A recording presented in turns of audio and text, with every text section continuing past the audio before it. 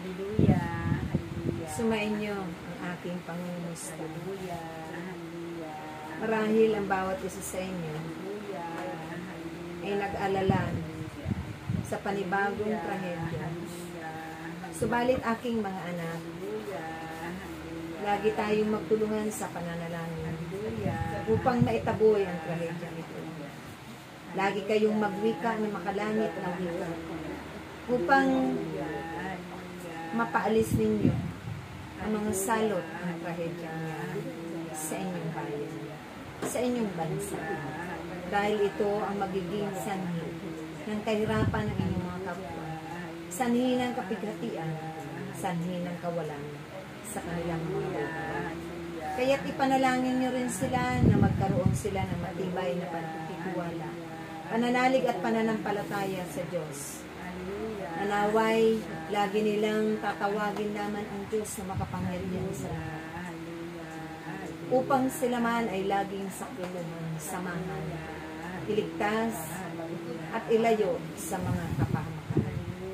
Sa pamamagitan din ng inyong sama-samang pananalangin at pagdarilita ng aking banal na Santo Rosario, kailanman ay hindi ninyo ito mararanasan aking mahal. Sumapit man sa inyong mga buhay ang mga pinahintulutan na pagsubok ng Ama, subalit ang lahat ng yan ay magiging mag-aangal na inyong dadalhin. At hindi ito magtatagal, laging bibigyan ng Diyos ng kalakasan, tulong sa pamamagitan ng kanyang awa at pabalik, sa pamamagitan ng kanyang pag-ibig at pagpapahalaga sa bawat isa sa inyo. Kaya't aking mga anak, lagi ninyong sundin ang aking mga paalala at mga tagubilin. Ako si Maria, ang inyong ina, na lagi kong tinutulungan kayo sa pananalangin para sa kapayapaan, higit ng inyong bansa, para sa pagbabago ng mga pag-iisip ng mga namamahala sa bawat pamahalaan, sa bawat bansa, ang mga ama ng bawat bansa, at mga nangangasiwa sa bawat iba't ibang dako ng sanglibutan, upang mabago din sila. Maalala nila na may Diyos na naglikha sa kanila, nagmahal at nagpahalaga. Nanaway matuto rin silang magmahal, magpatawad, magpahalaga ng kapwa nila, magmalasakit, maging bukas palad, tumulong at magbigay ng pag-asa. Kaya kayong lahat ay pagpatuloy ninyo ang inyong mga sinimulang mabubuting bagay. Ipalaganap ito at isagawa ng naaayon sa kalooban ng Diyos. Aking mga anak, huwag kayong mag-alala. Nalalapit na muli ninyong gugunitain ang kapanganakan ng aking butong anak. Tunay na ang pagpapala ay hinanda ng Ama ay ibubuhos niya upang kayong lahat man ay makatulong sa inyong mga kapwang nangangailangan din sa doon sa mga kapuspalad at kayo ay paroroon.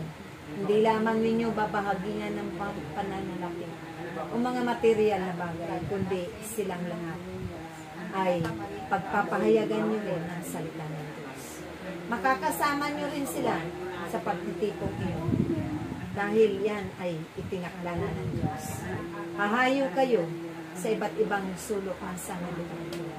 At huwag kayong matatakot na ihayag ang katotohanan. Dahil ito na ang huling panahon upang ipaghanda din nila ang kanilang mga buhay. Upang makamtan din nila ang mga kasaganaan, kapayapaan sa kanilang mga buhay. Upang maligtas din ang kanilang mga kaluluwa. At muling makarinig ng mabuting balita. Dahil doon sa kanila, iilan lang ang nakakaunawa sa salita ng Diyos. Kaya't sa pamamagitan ninyo aking mga anak, magpapahayag kayo at papahayagan nyo ng lahat ng kabutihan ng Diyos. Kayo ang magiging daluyan nila ng pagbabago.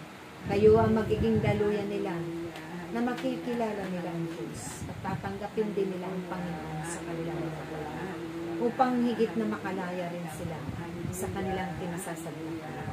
Kaya't aking mga anak, magpakasipag kayo, magtiyaga kayo, magsakripisyo kayo alang-alang sa kanilang kaligtasan. Maraming salamat.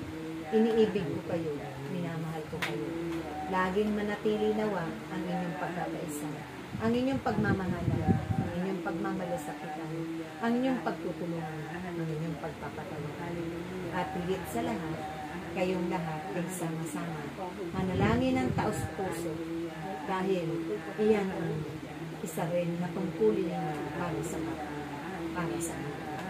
Sumain niyo muli ang biyaya at grasya ng Diyos. Amen. Amen. Rain shine.